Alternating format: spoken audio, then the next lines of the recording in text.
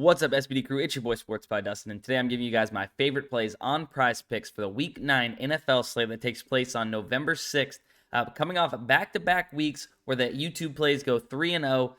Looking for another sweep this week, but before we get into the video, if you guys don't mind giving this video a like, I really would appreciate it. It does help me out immensely. You guys have been smashing the like button past 100 likes every single video. Let's try and get 200, my first ever 200 like video on this one right here for the third sweep in a row, hopefully. But also, subscribe if you guys are not subscribed. We're trying to hit 5K subscribers by Christmas for the big YouTube giveaway. So I really would appreciate it if you guys did that. It takes 2 seconds. If you're clicking from Twitter, go on over to YouTube on your app and just subscribe. Like the video while you're there. But let's go ahead, hop into my favorite plays for NFL Sunday, which honestly, this slate is a little tough this week. I think there's some low receiving yards numbers, but other than that, like the reception totals and stuff is a little tougher. I am, however, going to be on these 3 plays. Do with my information as you would like. Play them if you like them and you trust, what I'm saying, but I'm not telling you to play all of them. If you only like one of them, you like none of them, don't play them. Make your own choice at the end of the day, guys. But these are just what I'm on and the reasons why I like them. So let's go ahead and hop into it. Where's my boy at? Here he is. Oh, I'm under the wrong category. That would make total sense. Pass completions. Kirk Cousins over 20.5 pass completions. He's gone over this number in every single game but one this season. Even dating back to last season, he went over in 16 of 23 games, hitting at 70%. That's over actually 21.5. We just need him at 20.5. He went over, same thing still though. The one time he did miss this season was the hook at 20.5 here. Now, if you look at some of the guys that have missed against this Washington defense, who actually is pretty decent, they're about middle of the pack in passing yards per game, but they aren't allowing that great of a pass completion percentage at 60%. However, Kirk Cousins has gone over this number in all of these games but one this season. But if you look at the quarterbacks that Washington went up against, all the quarterbacks that should go over, and all the quarterbacks that should go under basically went under. And if that makes sense, I'll show you here. Like Trevor Lawrence went over. They pass the ball a decent amount. He's a pretty decent quarterback. Jared Goff, however, is the one that I was like a little questionable with because I was at this game and it was kind of a shootout. And he missed by the hook if we were going to give him the 20.5 number, but he did go under his original line by 3 receptions. And you know who dropped 3 receptions that game? TJ Hawkinson. He literally had such a bad game. I was at this game, the first home game in Detroit, and I watched him just drop the ball like crazy, and he had a terrible, terrible performance. But then, Jalen Hurts goes over. Now, 3 teams in a row that, Cooper Kupp, backup quarterback, and then Ryan Tannehill, run first team. Justin Fields, heavy run first team. And then Aaron Rodgers goes over. Sam Ehlinger comes in and gets 17 as a backup quarterback last week. So, I just think it sets up really well for Kirk Cousins, who does pass the ball a lot too. They just got, speaking of TJ Hawkinson, they just got TJ Hawkinson, who is a good tight end. He had a bad week that 1 week, I'll be honest. But that's why I'm on Kirk Cousins. Not to mention, he is the second to top play on the DG Fantasy Optimizer. Sportsbooks Alliance got him going over 21.5. We're getting him over there on PrizePicks at 20.5. That's what this optimizer does. It helps you find the value and compare PrizePicks to sportsbook lines and spits out an odds percentage chance to hit over here on the right side where you see 21.28% odds to hit.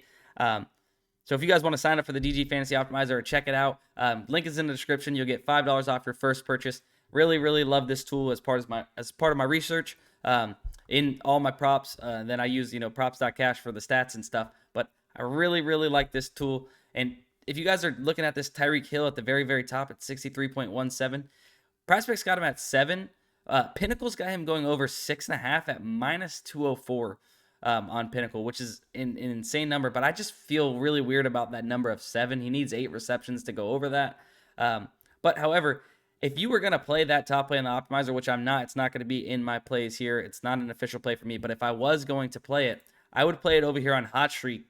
Oh my gosh, they actually just bumped it. All right, so scratch that. Hot Streak usually has some softer lines, but from the time I found my props to, looking at this line here on Hot Streak now, they have bumped it up to 7.5. but you can really take advantage of some of these lines here on Hot Streak.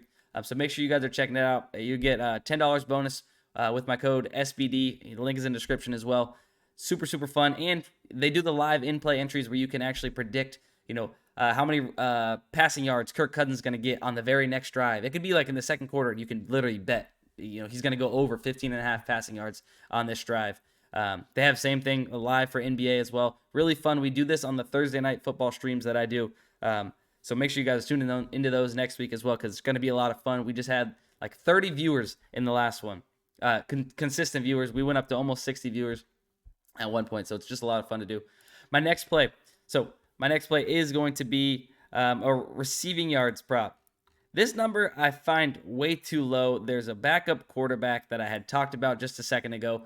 Throwing the ball to this guy, Alec Pierce, over 28.5 receiving yards. I just don't get why this number is so low. I know Sam Ehlinger. You got Jonathan Taylor out. They're probably going to be playing from behind in this game against New England. New England is really good against the pass. They're about middle in yards, but completion percentage, they are 31st, only allowing 57 or 31st best. Second best. You know what I mean? Whatever. 57.4% completion percentage. To offenses, which is really good, but it takes just one catch for Alec Pierce, to be honest with you. In every single, or in 4 out of the last 6 games, he's caught one catch that sends him over this receiving total. A catch for 30 yards, 44 yards, 32 yards, and 47 yards. Not to mention, he's caught in each of these last 6 games a ball over 17 yards in each of them, and he's getting about 3 receptions. Even his reception total at 2.5 is something I like as well. But I just like that even if he gets 1 reception, it just happens to be a deep ball, we can win this prop as well. This game against Houston where he missed, that was his first game ever, and he dropped 2 passes that were literally right in the basket from Matt Ryan, which would have been a touchdown, and I think they would have been over 28.5 yards, if I'm not mistaken. At least one of them was, for sure. So I just like this line for him so much. I could see this getting bumped, even with Sam Ehlinger at quarterback. I like this line. And the Patriots defense, they're probably going to be focused on Pittman a little bit more than Alec Pierce. So I like that as well. But let's go ahead. My third and final prop of the day is going to be probably a little bit of a sketchy one to you guys, but I just think that at some point we're going to see this happen, and I think the line has gone so far down, I have to take it now. If I can find my boy here. Where's he at? There he is. Cole Kmet, over 19.5 receiving yards. You're getting a tight end at 19.5 receiving yards for the entire game. They're going up against Miami, who gives up the 6th most pass yards in the league at 262. I know. They're run first, but it takes literally 1 catch for him as well. I mean, if you look here, in the last 5 games, he has a catch for over 20 plus yards in 3 of those. Like I said, it takes 1 catch. He's catching, in the last 2 games, he only had 3 targets. I don't love that, and he's only gotten 3 completions out of it. But like I said, it's basically maybe 1 catch away for him. Now he's going up against the team that allows the number 1 completion percentage at almost 70% against Miami. Their defense is pretty bad. And when I say that Chicago's run first, they're going up against Miami, who's way better against the run, only giving up 100 yards per game. So they're probably going to have to pass to keep up with Miami's offense. Then if you look at the tight ends that they've gone up against recently, that guy TJ Hawkinson we were talking about, he's went over in their last game against them. You got Pat Freiermuth, who went over his number, 75. Hawkinson had 80. Freiermuth with 75. Tight ends have just kind of been feasting against them this year. Irv Smith, who's not good, which is the reason why Minnesota traded for TJ Hawkinson. And then I'm not sure what happened with Tyler Conklin here. He had 0. But then you look a little bit further. Hayden Hurst had 27. Not bad. Dawson Knox with 25.